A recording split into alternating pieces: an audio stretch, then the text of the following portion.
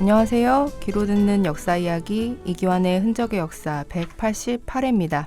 예, 안녕하세요. 예, 얼마 전에 그 문화재청이 주미대한제국공사관 건물, 그러니까 조선 공사관 건물이라고 해도 될 것 같아요. 네. 건물 매입해서 잘 복원해서 5년간 잘 이 수리를 해가지고 일반에 공개했다는 뉴스가 나왔거든요. 그래서 문재인 대통령도 한미 정상회담 후에 공사관 건물을 방문했다 이런 뉴스가 나왔더라고요. 근데 1887년에서 88년 사이에 사상 처음으로 이제 조선이 서구 지역에 주재 공사관을 둔 것이 이제 바로 이 주미공사관이거든요. 그래서 이제 그 관련해서 초대 그 주미공사로 이제 파견된 분이 박정량이라는 분인데, 네. 그 워싱턴 입성기 이런 식으로 한번 좀 알아보려고 합니다. 재미있는 이야기들이 좀 많더라고요.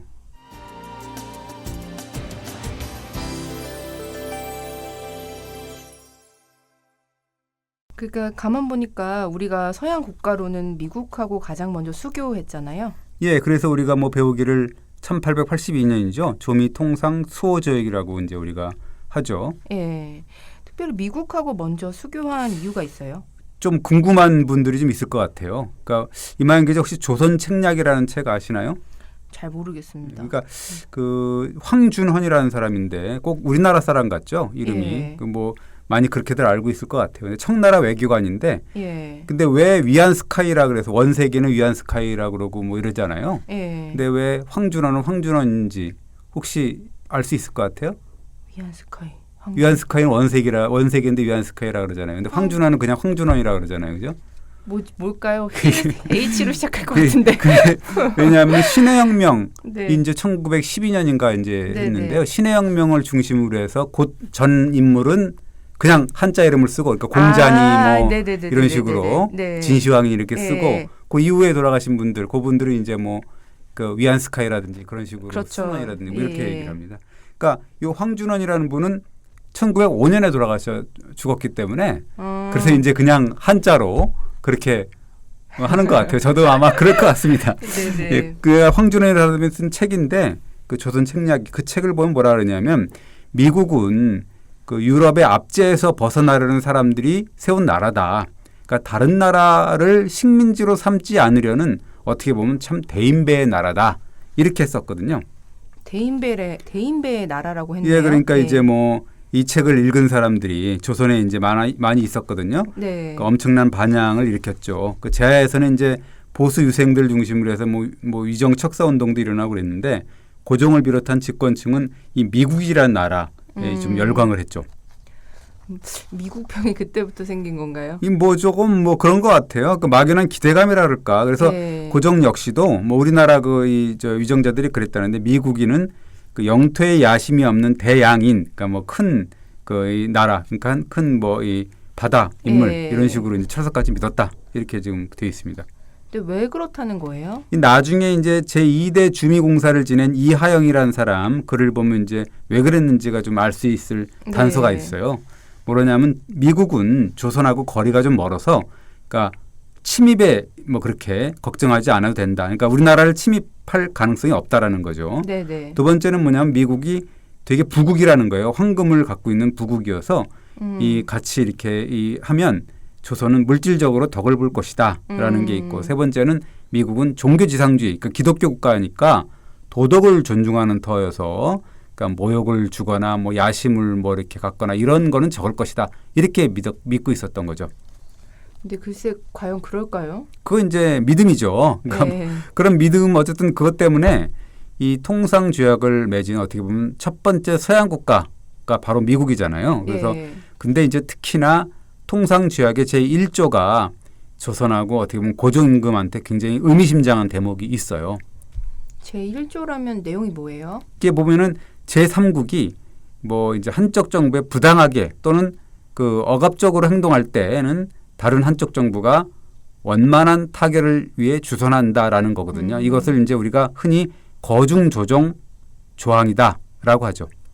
그러니까 조선이나 미국이 다른 나라로부터 부당한 대우를 받거나 침략을 당할 때 개입을 해서 중재자 역할을 한다는 거네요. 예, 그렇죠. 미국이 침략을 받거나 그럴 일은 없으니까 이제 주로 이제 조선 네, 얘기겠죠. 그래서 이제 이런 조항을 딱 둔 덕분에 이 고종 같은 경우는 이 미국은 뭐 역시 이 다른 나라를 식민지로 삼지 않을 거야. 대인배야. 그리고 네. 대양인이야.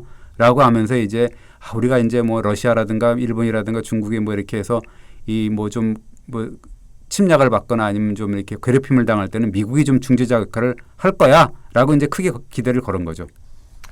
좀 그렇지만 좀 순진했던 거 아닌가 싶은데요. 외교라는 건 결국 자국의 이익에 맞으면 삼키고 아니면 뱉어버리는 거잖아요. 그럼 뭐 한마디로 얘기하면 달면 삼키고 쓰면 뱉어버리는 게 이제 외교라고 하잖아요. 예. 그러니까 굉장히 순진한 생각이었죠. 그게 나중에 이제 드러나게 되는데 사실 미국 같은 경우는 그 당시에도 몰로주의로 대표되는 어떻게 보면 패권주의적인 외교 정책, 그다음에 제국주의 열강, 네. 어떻게 보면 손바닥에서 놀아나고 있었던 그런 당시의 국제 외교 그런 냉엄한 현실이 있었잖아요. 예. 근데 우리 이 조선이 그걸 깨닫지 못했던 거죠.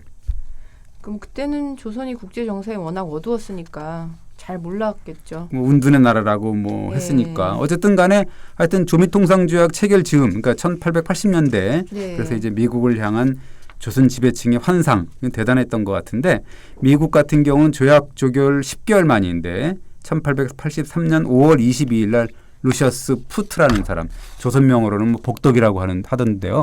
어쨌든 초대 전권 공사 그러니까 초대 대사라고 봐야죠. 네. 그 사람을 임명해 갖고 서울에 상주시켰고 푸트가 이제 조선에 와서 뭐 이 조선 사절단을 미국에 보내면 아마 큰 환영을 받을 겁니다라고 이제 고종한테 이야기하니까 고종이 반색을 해갖고 이제 사절단을 보내거든요. 그것이 민영익을 이제 정사, 그러니까 정권 대신이라고 하는데 그걸 이제 우리가 보빙사라고 하거든요. 보빙사요. 그러니까 보빙사라는 게 뭐냐면은 외국의 호의에 보답한다는 차원에서 이제 초빙에 응하는 거죠. 네. 그 나라를 방문하는 거여서 이제 보빙 이렇게 한 거죠. 그래서 11명이 갔다는 건데 그 당시에 뉴욕에 가서 당시 대통령이 체스터 아서거든요. 미국 대통령한테 국서를 전달하고 막 그랬는데 요때 이제 역사의 길이 남을 해프닝이 벌어졌죠. 지난번에 한번 소개해 주신 내용 아니에요? 예, 2015년 2년 벌써 3년이나 됐네요. 그것이. 네. 그러니까 뭐 이 당시에 새누리당 대표였던 김무성 씨가 워싱턴을 방문해서 그 한국전 참전 용사들 앞에서 큰 절을 올리고 막 그랬을 때 제가 이제 좀 과공비례 아니냐라고 얘기하면서 그렇게 얘기를 한 거죠. 그 당시에 이제 이 1883년 때는 민영익 같은 이 보빙사 일행이 그 대접견실에서 기다리고 있던 아서 대통령 이렇게 큰 절을 올렸거든요. 네. 이 장면이 당시 신문에 사파로 실리면서 또 미국 정가에 또 큰 화제를 뿌렸죠. 근데 이게 원래 조선의 예법 아니에요? 사절이 다른 나라 원수를 방문할 때 큰 절을 올렸잖아요. 네, 그러니까 이제 그때도 사절단에서는 이런 인사와 경례는 국왕이라든가 혹은 또 이 독립국가의 원수를 아련할 때는 행하는 것이다. 그 외에는 이런 경례는 결코 하지 않는다라고 이제 당당하게 설명을 했거든요. 그건 이제 예법이다라는 거죠. 근데 미국은 조선에 상주 공간을 뒀는데 왜 우리는 두지 않고 보빙사만 파견했어요? 뭐 상주 공사관을 두면 돈이 많이 들잖아요, 기본적으로. 그러니까 뭐 또 청나라가 또 내정 간섭이 있었죠. 그래서 이제 이 이중고였던 거죠.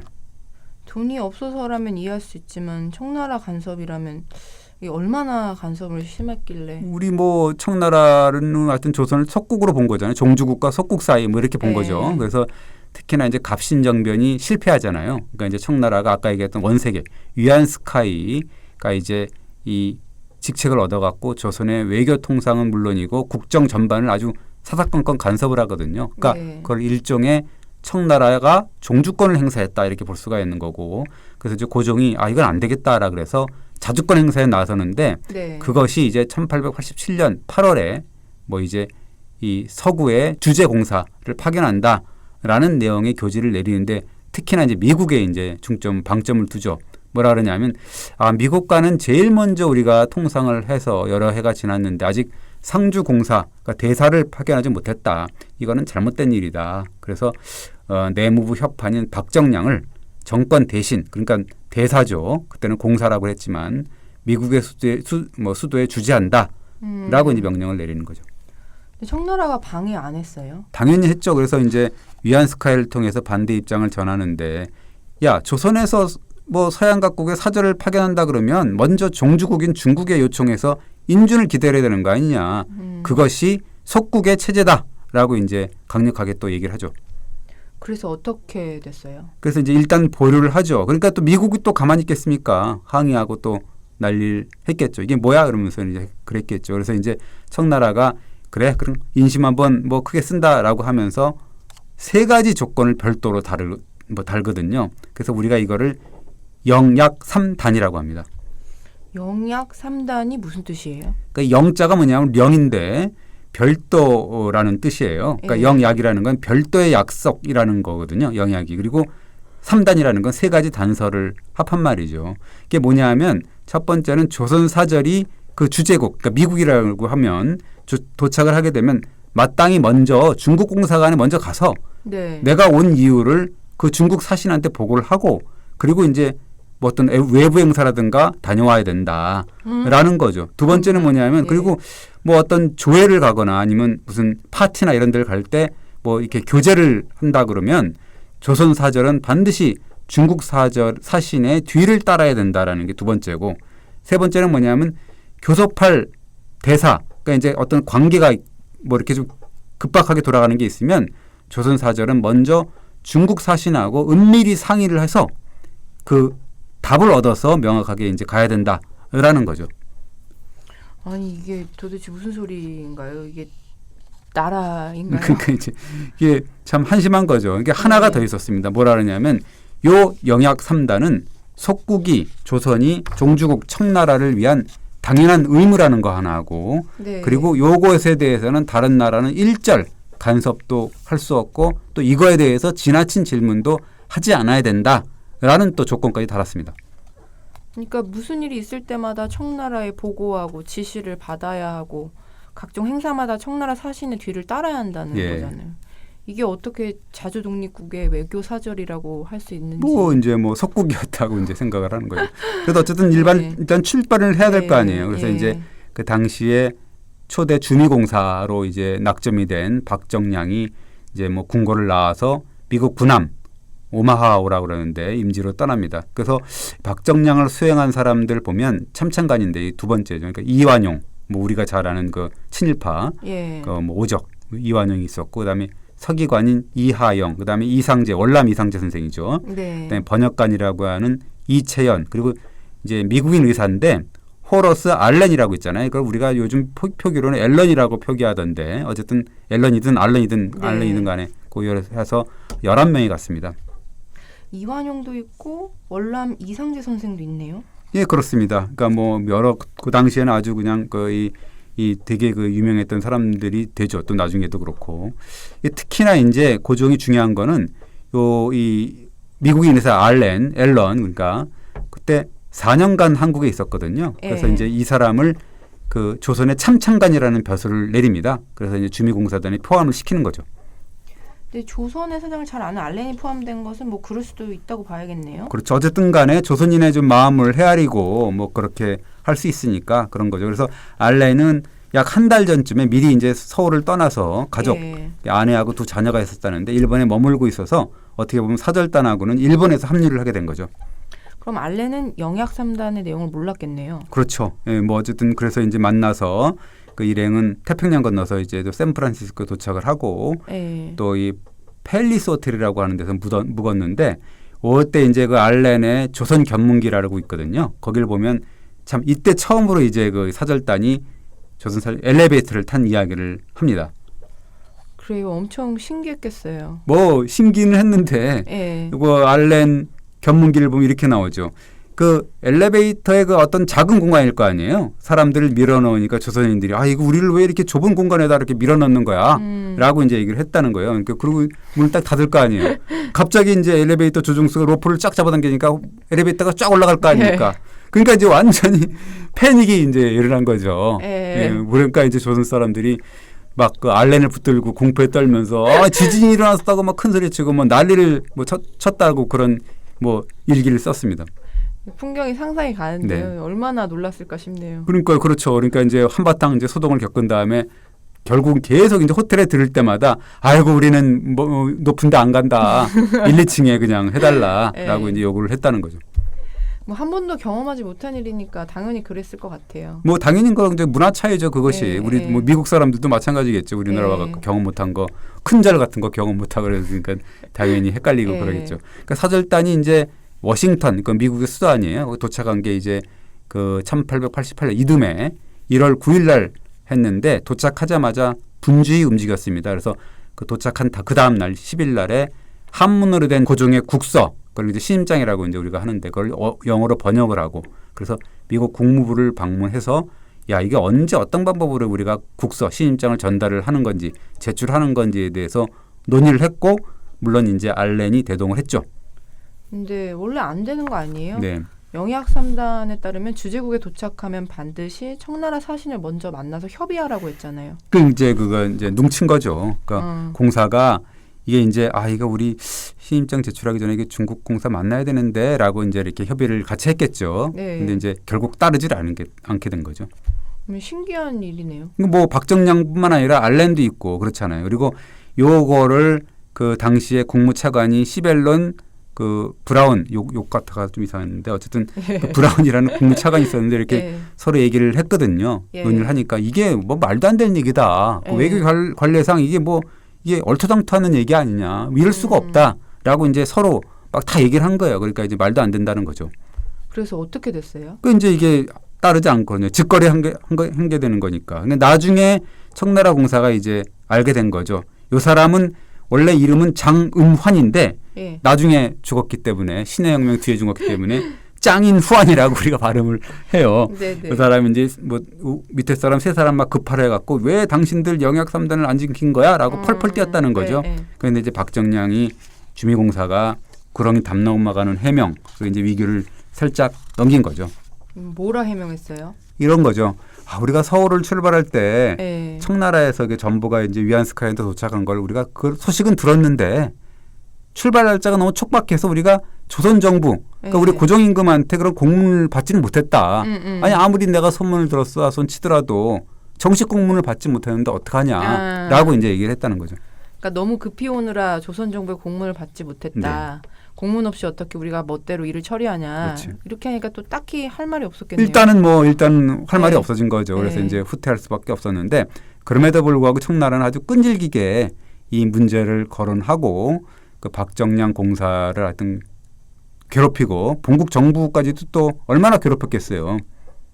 미국하고는 일정 조율이 잘 됐어요. 대통령을 만나야 할 거 아니에요. 그런데 이제 뭐 이 국무부하고 조율을 한 다음에 백악관 방문 일정을 확정 지었는데 결국 이제 1월 17일 날, 뭐 일주일 뒤에죠. 거의 그 이제 초대 주미공사인 박정량이 미국의 그때 당시 대통령은 스티븐 그로버 클리블랜드 대통령이거든요. 이분이 그 두 번 대통령을 하셨더라고요. 22대하고 24대를 하셨더라고요. 그래서 어쨌든 신임장을 제정한 날이 바로 이제 1월 17일입니다. 그러니까 1888년 1월 17일인데 당시의 기록을 보면 오전 11시에 사모관대, 그러니까 관복 모자 아니에요. 그다음에 나무의 신, 목화에다가 흑단령 관복을 입은, 그러니까 우리나라 이제 전통 관복을 입은 거죠. 그래서 이제 공사 일행이 국서를 받든 이완용을 선두로 마차에 올랐고, 그리고 백악관에 도착한 일행이 당시에 그 국무장관이 토마스 베이아드라는 사람이고 아까 얘기했던 국무차관은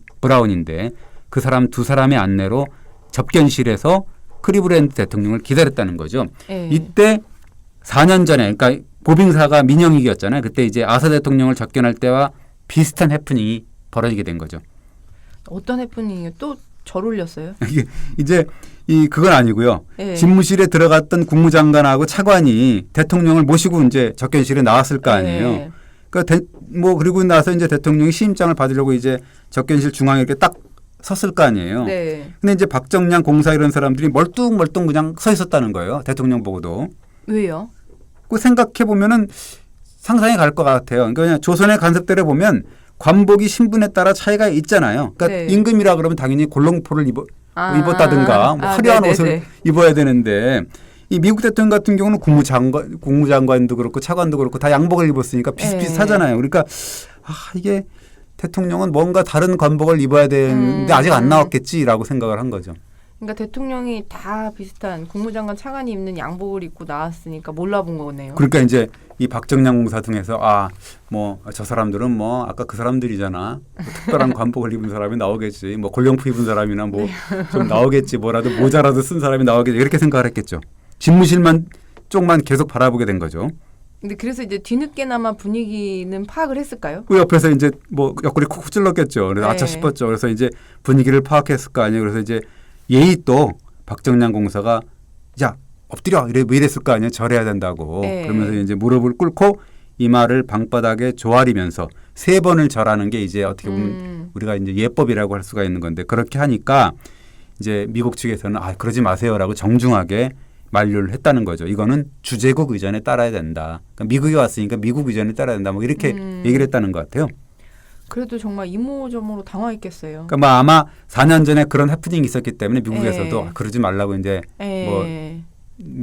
사전에 이제 주사를 맞았던 격이 된 거죠. 그래서 어쨌든 굉장히 가뜩이나 이제 긴장을 했을 텐데 공사 일행이 이런 예기치 못한 상황이 계속 일어날 거 아니에요. 났잖아요. 그러니까 멘붕에 빠진 거죠. 그러니까 요 상자에 이제 그 이 신임장을 네. 넣어뒀었는데 그걸 꺼내야 되는데 열쇠를 또 잊어먹었던 거예요. 어디 있는데 놓고 헷갈려갖고 그걸 못 꺼내갖고 막 우물쭈물대고 네. 열쇠 어딨냐고 또 한번 소동이 벌어지고 막 네. 이랬다는 거예요. 그 이제 어쨌든 그러니까 저희 대통령이나 국무장차관이나 알렌마저도 속으로는 굉장히 웃었을 거 아니에요. 야 이게 참 황당한 일이 벌어지고 막 그래서 이게 좀 처음 보는 일이고 막 그랬는데도 의젓하게 처신을 했다라는 게 알렌의 기록에 웃음이 나오는데도 그랬다라는 게 알렌의 기록입니다. 이제 신임장 제정식은 무사히 끝났어요. 그랬습니다. 뭐 시기 끝나고 그래서 이제 그 공사가 옆에 수행원들 관직 성명을 대통령한테 그 소개를 했고 수행원들이 차례로 목례를 한 거죠. 그러니까 이제 대통령도 역시 고개를 숙여 답례를 하고 그러니까 이제 박정량이 그 당시에 이야기를 미행일기에서 소개를 합니다. 그러면서 뭐라 그러냐면 사절 접견의 예절은 구미 각국이 다 같지가 않다. 미국은 민주국이기 때문에 예절이 퍽 간편하다. 그래서 오직 뭐 이게 마음으로 서로 네. 대접하는 것이 예라 한다라고 이제 얘기를 합니다. 자기가 실수했다는 말을 자기가 일기에도 안 써요. 그런 얘기는 예. 창피해서 그런 거지. 뭐 하여튼 예. 그런 거고 백악관을 방문한 소감을 이제 밝혀놓았는데 이렇게 밝혀놓죠. 대통령 관저를 보니까 화려하지도 않고 굉장하지도 않더라. 그냥 뭐 3층에 불과하던데 라고 하면서 아, 이게 뭐 평민이나 백성이나 뭐 이 대통령 이 관저나 네. 모양이 특별히 다르지도 않더라. 근데 이제 다만 백색으로 벽을 칠해서 그런지 그 나라 사람들이 이 대통령 관저를 백옥이라고 하더라. 백옥은 백악관이라고 죠. 그러니까 하얀 집이죠. 그러니까 그렇게 네. 하더라라고 얘기를 했다는 거죠. 백악관을 백옥이라 했다고요. 그렇죠. 그러니까 예. 뭐 그랬다 그러고 어쨌든 우여곡절 끝에 이제 시기 끝난 거죠. 그래서 이제 공사 일행이 당시에 그 워싱턴에 주재하고 있던 28개국이 주재하고 있었다는데 28개국 공사관을 다 돌고 미국의 또 국내 15개 부처를 방문했다는 거죠. 이게 관례가 뭐였냐면 문 밖에서 그냥 명함만 이렇게 투입을 하는 그런 게 이제 뭐 관례였다는 거예요. 또 엄청 바빴겠네요. 적응하기 쉽지 않았겠는데요. 그러니까 이제 그날은 이 본국에다가도 전보를 못 보냈다는 거죠. 그 다음 날 이제 우리가 이제 신임장을 제출했습니다라고 이제 전보를 치면서 이 박정량 공사가 고정임금한테 이렇게 얘기를 했다는 거죠. 우리가 불가피하게 영약 3단을 지키지 못했습니다라고 이제 고정한테 얘기를 했다는 거죠. 그 뭐냐면 이게 원래 미국이 신임장을 제출을 했는데 그 영약 3단에 따르면 먼저 청나라 공사를 만난 뒤에 이게 또 같이 그 청나라 공사하고 미국 국무부를 방문해야 되는 게 이제 그것이 영약 3단 중에 첫 번째인 선부동 부사 이렇게 나오거든요. 그런 조항을 지키지 못했습니다. 그러나 이거 뭐 지나간 일 아닙니까? 어떡합니까? 뭐 나머지는 뭐 나중에 지키면 되죠. 라고 이제 이렇게 보고를 했다는 거죠. 어쨌든 영약 3단 지키지 않은 건 잘한 일이잖아요. 만약에 지켰으면 지금까지도 이게 예. 인구의 회자가 되고 굴욕이었다라고 그렇죠. 역사에 남을 거 아니에요. 네. 그죠? 그러니까 그 굉장히 중요했던 거죠. 그러니까 이게 굉장히 중요한 거죠. 신입장 제출이라는 게 굉장히 공식적인 자리잖아요. 최초에. 네. 그 첫 번째 외교 행위인데 그것을 공사한테 보고하지 않고 순발력 있게 어쨌든 간에 독자적으로 처리함으로써 어떻게 보면 조선의 자존심을 지켰다라고 볼 수가 있습니다. 처음에 공사가 머물렀던 곳이 바로 처음에 이야기했던 공간 자리예요? 예, 처음에는 이제 뭐 아니죠. 그러니까 처음에는 그 알렌 주선으로 해서 알렌이 아는 사람인데 네. 그 주재할 공간을 임대를 해서 썼다는 거죠. 그것이 워싱턴의 뭐 오스트리트의 1513번지라고 하는데 일명 피셔옥이라고 하는데 아마 그 알렌의 지인인데 이름이 피셔였던 것 같아요. 그래서 뭐 그 이름을 딴 집이라는 건데 3층 집이었고 벽돌집이었고 그 해마다 임대료가 은화로 780원이었는데 매월 65원을 내는 네. 거였는데 그 당시에 그 아까 월남 이상재 선생이 그 이 서기관으로 이 같이 따라갔다는 거 아니에요. 나중에 이제 그 잡지에 이렇게 표현을 합니다. 그 피쉬옥이라는 공간, 첫 번째 공간을 응접실도 있었고 집무실도 있었고 침실도 있었고 식당도 있었고 욕간, 그 목욕탕이죠. 그리고 네네. 변소, 그다음에 창고, 화장실이라는 건데 화장하는 그런 공간이었나 봐요. 그것도 있었다. 네. 그리고 맨 꼭대기층 전면에 깃대를 세우고 태극기를 높이 개양했다라는 게 써 있더라고요. 워싱턴 하늘에 태극기를 꽂았다는 거군요. 그렇죠. 그러니까 이것이 또 되게 중요한 건데 워싱턴에 태극기를 꽂은 첫 번째 기록이거든요. 어떻게 보면 조선의 자주 외교를 상징하는 대목이다라고 네. 볼 수가 있고 요 최초의 주미공사가 아니잖아요. 어떻게 보면 피쉬옥이 이것이 이제 도시계획으로 철거되고 나중에 주차장과 세차장으로 운영이 됐습니다. 이것이 1981년에 우리 경향신문 기자가 지금 돌아가신 그 이광훈 고문이거든요. 옛날에 기자였는데 그분이 이제 네. 그 현장 취재를 했더라고요. 아. 그리고 이제 그 세차장으로 운영된 사진까지 나왔던데 네. 그랬다가 지금은 이제 고급 아파트가 들어서 있다 그럽니다. 아무튼 이제 본격적으로 업무를 시작했겠어요. 그렇습니다. 그래서 알렌의 견문을 보면 이게 업무를 개시한 공사 일행이 정말로 워싱턴 정가를 발칵 뒤집어 놓았다 이런 기록이 있습니다. 그게 뭐냐면 이 사절단은 우아한 색깔의 명주 옷을 입고 실내에서도 갓을 쓰고 있었다. 네. 그리고 왔다 갔다 돌아다녔을 거 아니에요. 굉장히 화제를 뿌렸겠죠. 한마디로 워싱턴 사격에 첫 발을 내디딘 셈인데요. 그러면 그 일기를 보면 이렇게 나옵니다. 알렌이죠, 물론. 그러니까 우리라는 거 이제 그 사절단 얘기하는 거. 자기도 이제 그 참찬간으로 해서 예. 조선 사절단이니까. 윌리엄 위튼이 해군 장관의 관저를 방문하면서 워싱턴 사격에 첫 발을 내밀었다. 박정량 공사 일행은 연회장에 모인 부인들을 보고 자기한테 그랬다는 거죠. 저 여인들은 기생 아니냐고 그랬다는 거예요. 그러니까 야 내가 이 기생들인데 저거 뭐 우리가 뭐 어떻게 좀 같이 술 한 잔 먹고 막 앞에서 그래야 되는 거 아니냐 그러니까 이제 알렌이 화들짝 놀란 거죠. 네. 아이 어디 가서 그런 얘기하지 말라고. 네. 저 사람들은 정말 미국에서 가장 유명하고 네. 최고의 신분을 가진 저명한 부인들이다. 남편은 마누라다, 부인이다, 그리고 네. 딸이다 네. 라고 얘기를 했다는 거예요.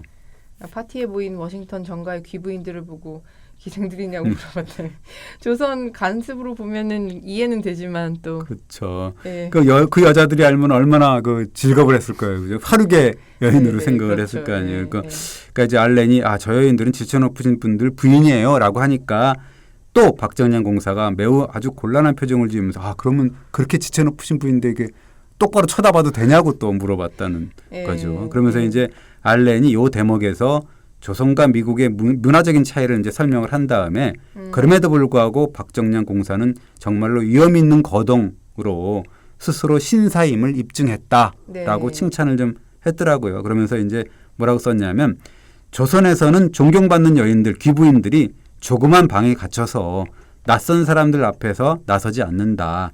그러나 미국에서는 나처럼 밝은 실내에서 음악이 울려 퍼지고 남녀의 웃음소리가 자유롭게 어울린다.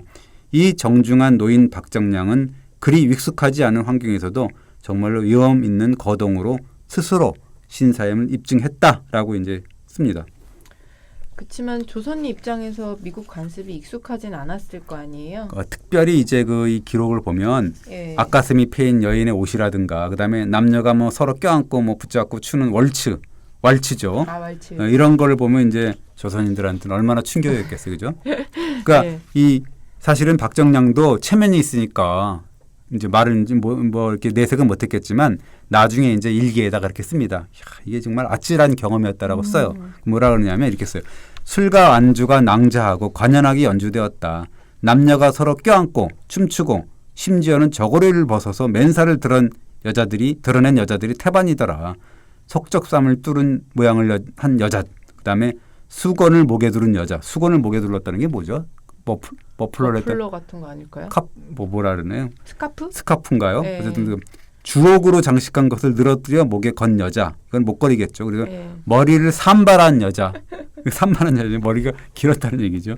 가발을 뒤로 늘어뜨린 여자들. 네. 그리고 기혼녀든 미혼녀든 하여튼 모두 이 파티에 참석을 한다. 네. 우리 기준으로 보면 정말로 어지럽고 아찔하고 정말 이상하게 생각할 만하다라고 이제 얘기를 합니다. 예, 그 입장에서는 아찔한 장면이었겠네요. 그렇죠. 처음 보는 장면이 정말 어질어질했을 것 같은데 네. 근데 박정현 공사는 1년을 채우지 못하고 귀국했다면서요. 그 뭐 어쨌든 주재하는 중에 굉장히 어려운 여건이지만 뭐 제대로 이 돈도 못 냈대요. 그 저 월세도 제대로 못 내고 막 힘들었다 그러는데 1년을 뭐 채우지도 못했는데 나름 최선을 다했는데 왜 그러냐면은 청나라가 영약 3단을 이행하지 않았다. 이거 가지고 끝끝내 문제를 삼았거든요. 그러니까 이제 조선 정부도 못 견디고 이 좀 소환할 수밖에 없었던 그런 상황이 된 거죠. 그러니까 말인즉슨 공사가 이제 좀 병이 걸렸다는 거죠. 그러니까 이제 칭병, 그러니까 이걸 해서 이제 야, 병 때문에 귀국하라 이렇게 이제 얘기를 했다는 거죠. 근데 후임은 누구였어요? 이제 뭐 이 박정량 후임의 고종이 알렌을 이제 임명하려고 그랬어요, 미국인을. 이제 뭐 그럴 수도 있다고 보여지는데 그럼에도 불구하고 박정량이 이렇게 섰다는 거죠. 이 조선인이 있는데 없는 것도 아니고 이거 공사를 외국인으로 하는 거는 좀 구차스럽고 좀 남의 그 이 비웃음을 살 염려가 있다라는 상소문을 올렸다 그럽니다. 그래서 이제 결국은 이하영이 같이 갔었던 이하영이 2대 공사를 대행을 맡은 거죠. 네, 알렌이 박정량을 무척 존경했다면서요. 수양 아버지로 여기고 존경을 했다는 거죠. 그래서 기록에 이렇게 나오죠. 나는 점잖은 공사를 수양 아버지로 불렀다. 이게 조선에서도 이런 이 점잖은 분들이 있었다는 것. 그것은 외국어를 잘하든 못하든 또 이상한 도포를 입었든 안 입었든 누구나 신사가 될 수 있다는 것을 보여준 노인이었다라고 이제 칭찬을 합니다. 공사관도 바로 이사를 간 거예요? 예, 이 초대 주미공사 아까 얘기했던 박정량 공사가 부임 11개월 만에 귀국을 하잖아요. 그리고 이제 바로 또 좀 있다가 피셔옥에 둥지를 틀었던 주미공사관 거기도 곧 이사를 하게 되는데 요 두 번째 공사관 이것이 이제 1889년 2월 13일 날 뭐 문재인 대통령이 방문했던 요번에 복원도 하고 그랬던 이 북서 13가 1500번지 이거를 지금은 로건 서클이라고 하더라고요. 15번지. 요 건물을 임대해서 옮겼는데 요 건물이 누구냐 누구 거였냐면 원래 남북전쟁 참전 군인 출신이고 외교관이었는데 세스 펠프스의 저택이었다는 건데요. 원래 그 당시에 건물 소유주는 펠프스의 사위였던 브라운 아까 얘기했던 국무차관 지냈던 사람 그 사람이었다는 거예요. 근데 이제 2년 뒤 정도에 2년 몇 개월 뒤 정도에 고종 임금이 내탕금 2만 5천 달러를 들여서 이 건물을 아예 매입을 했다는 거죠. 고종이 내탕금을 냈다고요? 그러니까 내탕금이라는 게 사실 뭔지 아세요? 모르겠어요. 임금의 개인 재산 같은 거예요. 어떻게 보면. 그러니까 고종 개인 돈이라고 그것도 어쨌든 백성 돈이긴 하죠. 어쨌든 고종의 개인 재산, 궁중에 있었던 그런 재산을 가지고 이제 2만 5천 달러면 엄청나게 큰 돈이잖아요. 그죠? 그래도 이 초기 외교관들이 조선은 자주 독립국이라는 사실을 알리려고 무척 노력했다면서요. 예, 요 건물에도 그 흔적들이 많이 남아 있다는 거죠. 그 당시에 블로그나 기사를 보면 이제 나오는데 그 당시 찍은 사진들을 보면은 건물 옥상에 국기라는 글자 보고 국기 계양대가 세워져 있고 그다음에 공사관을 찍은 사진들을 보면 청나라 연호 대신에 대조선국 498년 4월 초 9일 이런 식으로 이제 돼 있어요. 이건 뭐냐면 청나라 연호를 안 쓰고 조선의 독자적인 개국 연호. 그러니까 개국했다는 게 1392년이니까 498년이면은 1889년 5월 8일이라는 얘기죠. 양력으로 따지면. 이런 글씨가 써져 있더라고요. 외국에서 조선을 대표한다는 자부심 또 자존심도 있었겠죠. 뭐 외교관이니까 아마 얼마나 자부심이 있었겠습니까. 두 번째 공사관인데 1893년에 시카고 박람회가 열렸는데 거기 준비를 하고 뭐 이러면서 16년간에 어쨌든 간에 활발한 외교 활동의 어떤 중심 무대로 활용이 된 거죠. 그러다가 이제 1905년 11월에 을사늑약이 이제 되잖아요. 그래서 일제한테 이제 외교권을 뺏기잖아요. 일제가 이 건물을 이제 인수 관리를 하게 되고, 일단 5년 뒤에 이제 한일 병합 즈음에 일본 주미 대사였던 우찌다 고사이, 이게 이제 5달러로 단돈 5달러로 공사 건물을 이제 강제로 인수받습니다. 그리고 나서 3개월 뒤에 9월인데 이때 또 이제 그때는 병합이 되고 나서 호레이스 풀턴한테 또 이 건물을 뭐 $10,000에 팔아넘겼다 이런 기록이 있습니다. 그 돈은 어디로 갔을까요? 그 매도 금액은 먼저 일본 외무성을 거쳐서 조선 총독부로 인계가 됐다라는 기록이 있죠. 그 건물을 문화재청이 다시 사들인 거예요? 네, 그렇습니다. 지난 2012년에 이제 뭐 주미공사관 건물 아까 얘기했듯이 16년간 조선의 두 번째 주미공사관이었죠. 이 건물을 $350만 사들였으니까 엄청나게 비싸게 산 거죠. 어쨌든 간에. 5년간의 복원 공사를 하고 최근에 공개를 하게 된 거죠. 그러니까 일제 공사관을 빼앗긴 지 102년 만에 찾은 소유권이네요. 2002년 기준으로 하면 그렇게 된 거죠. 그리고 네. 어떻게 보면 그 이 문화유청에서 이제 보도자를 보면 어떻게 설명이 되어 있냐면 열강이 각축을 벌였던 조선 후기 동북아시아의 질서를 극복하고 또 더 큰 외교적 지평을 열려고 했던 어떻게 보면 고종의 자주 외교 정신을 상징하는 건물이다라고 했는데 뭐 고종까지 갈 건지 잘 모르겠고 외교관들의 분투가 좀 있었던 거죠.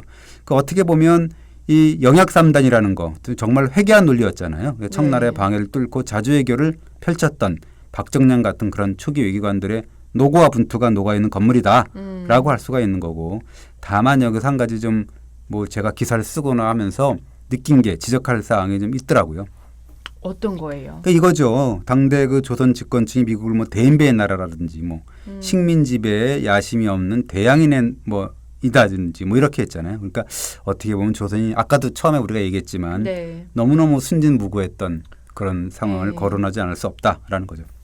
그러니까 정말 그런 표현이 너무 순진했던 것 같아요. 그 뭐 미국이 그 조미 통상 수호적 1조에 있었던 아까 얘기했던 거중 조정 조항을 미국이 지킨 적이 없거든요. 네. 그러니까 물론 미국은 조선을 식민지로 여기지는 않았어요.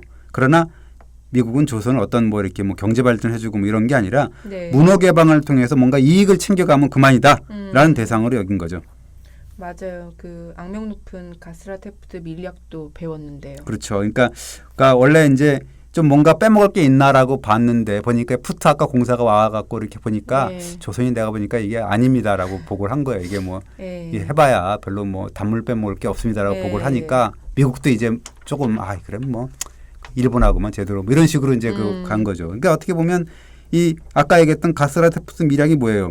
1905년에 이게 조선의 일본 지배권, 그다음에 미국의 필리핀 지배권을 이렇게 합의해 준 거잖아요. 그 밀약이거든요.